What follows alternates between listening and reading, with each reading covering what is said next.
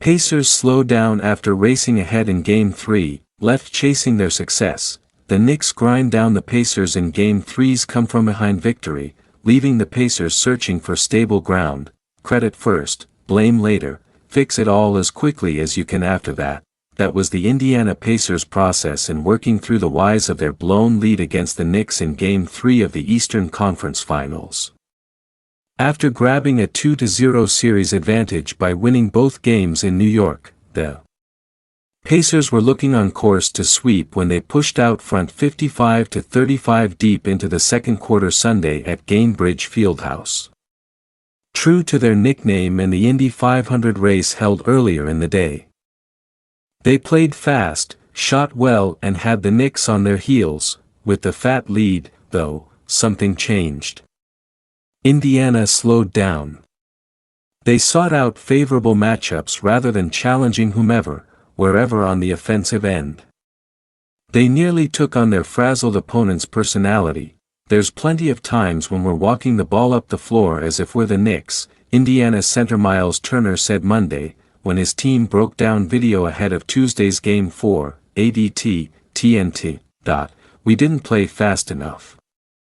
We built our brand and made our way getting up and down and being a fast-paced team, and we didn't execute that way. Not even, he added, getting the ball inbounds fast enough. New York earned its 106-100 comeback victory by plays it made and moments when it stymied the Pacers. This is, after all, a team that has dug out of 20-point holes in 3 of its past 9 games, all on the road. Karl-Anthony Towns had a fourth quarter for the ages, scoring 20 of his 24 points in that period, single-handedly matching Indiana's output. Foul trouble for Jalen Brunson, the Knicks' spark plug, became almost a defense-for-offense swap that tipped in New York's favor. And Josh Hart, who yielded his starting spot to big man Mitchell Robinson in coach Tom Thibodeau's search for a feistier start, was nearly as good near the end as Towns.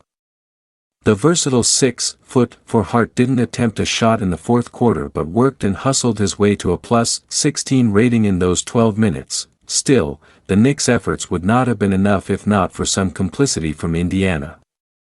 And it came in the worst possible ways, at the worst possible times. The Pacers, who demonstrated poise and resiliency against the Bucks, the Cavaliers, and the Knicks with rallies in each of their 3 playoff series, did the opposite of that Sunday. They sputtered and shut down when it mattered most. In the waning minutes of quarters, over the final 3:20 of the second, Indiana was outscored 10-3 while shooting 0 for 5. That allowed the Knicks to whittle the deficit from 20-13 heading into halftime, a welcome psychological boost. To close the third, the Pacers turned over the ball 5 times in the last 3:11 and was outscored 7-2. Their lead was down to 10, 80-70, they trailed with 3:11 left in the fourth but only by 2.